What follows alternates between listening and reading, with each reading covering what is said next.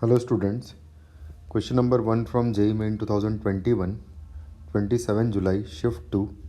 The question is, the point A comma B undergoes the following three transformations successively.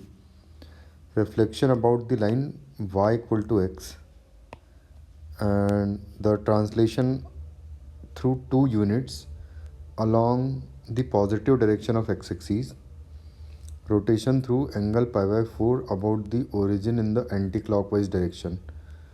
If the coordinates of the final position of the point P are minus 1 upon root 2, 7 upon root 2, then the value of 2a plus b क्या होगा ये बताना है हमें। तो हम लोग क्या करेंगे कि सबसे पहले तो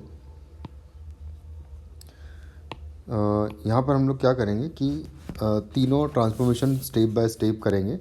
सबसे पहला है कि reflection about the line y equal to x. तो जब भी हम किसी पॉइंट का reflection about line y equal to x निकालते हैं तो उसका जो x कोऑर्डिनेट है वो y कोऑर्डिनेट बन जाता है और जो y कोऑर्डिनेट है वो x कोऑर्डिनेट बन जाता है। यानी कि जो a कॉमा b पॉइंट है आफ्टर स्टेप 1 जो हो जाएगा वो हो जाएगा b कॉमा a पॉइंट बन जाएगा, बेसिकली b कॉमा a हो जाएगा ये।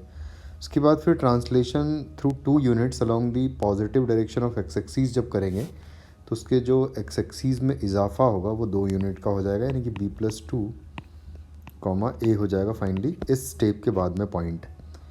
उसके बाद रोटेशन के लिए हम लोग क्या करेंगे कि रोटेशन के लिए हम लोग ऐसा कर सकते हैं कि डायरेक्टली रोटेशन थ्योरम जो कॉम्प्लेक्स नंबर वाला होता है उसको यूज़ करेंगे। तो फाइनल जो पॉइंट है हमारे पास ये है, और अगर फाइनल पॉइंट ये है तो उसके बाद हम लोग क्या करेंगे, देखो minus 1 upon root 2 comma 7 upon root 2 is equal to basically हुआ होगा, इसको हमने रोटेट किया होगा b plus 2 plus a iota जो पॉइंट है, या इसको सिंपली हम लोग ऐसा लिख सकते हैं कॉमा a आयोटा लिख लेते हैं। ये जो पॉइंट है यहाँ पर प्लस ही लिख लेते ज़्यादा सही रहेगा। This multiplied by cos pi by 4 plus iota sine pi by 4, क्योंकि इतने एंगल से हमने इसको रोटेट किया है। तो बस अब इसको मल्टीप्लाई करके हम लोग रियल पार्ट और इमेजिनरी पार्ट के इक्वल कर लेंगे। इसको मैं प्रॉपरली पहले लिख लेता हूँ कि ये लिखा है b plus 2 plus a iota multiplied by 1 upon root 2 plus iota upon root 2। तो सबसे पहले तो ये रूट टू हम लोग हर जगह से कैंसिल आउट कर देंगे।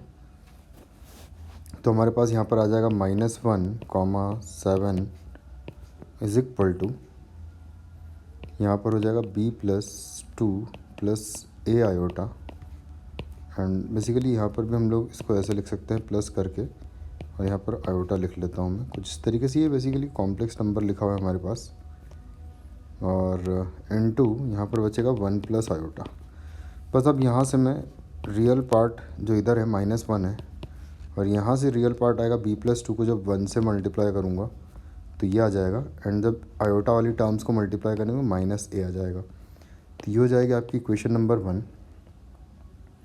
उसके बाद फिर नेक्स्ट इक्वेशन के लिए यहाँ से 7 इमेजिनरी पार्ट होगा, और यहाँ से अगर देखें तो b प्लस 2 आयोटा से जब मल्टीप्लाई होगा तो b प्लस 2 आ जाएगा, एंड 1 का मल्टीप्लिकेशन a आयोटा में होगा तो प्लस a आ जाएगा। तो ये हो जाएगा आपका सेकंड इक्वेशन। बस अब कुछ नहीं करना है, इन दोनों को जब ऐड करूँगा मैं तो a कैंसिल आउट हो जाएगा। तो जब ऐड करेंगे तो यहाँ पर 6 हो गया, और 2b प्लस 4 बचेगा यहाँ पर। तो यहाँ से हमारा b आ जाएगा, तो b की वैल्यू 6 माइनस 4 यानी कि 2 अपॉन 1 हो जाएगा 1 हो जाएगा ये। यहाँ से b की वैल्यू 1 आ जाएगी। b की वैल्यू 1 आने के बाद हम लोग a निकाल लेंगे। तो a के लिए हम लोग कहीं पर भी किसी भी एक प्लेस पर अगर पुट कर दूँ मैं b की वैल्यू, तो मान लो यहाँ पर पुट कर देते हैं, तो -1 is equal to 1 plus 2 minus a। तो यहाँ से आ जाएगा a is equal to 2 plus 1 3 plus 1 हो जाएगा 4। तो फाइनली 4 जो है वो a की वैल्यू हो जाएगी। हमसे पूछा है कि 2a प्लस b का वैल्यू क्या होगा, यानी कि double of 2a plus b।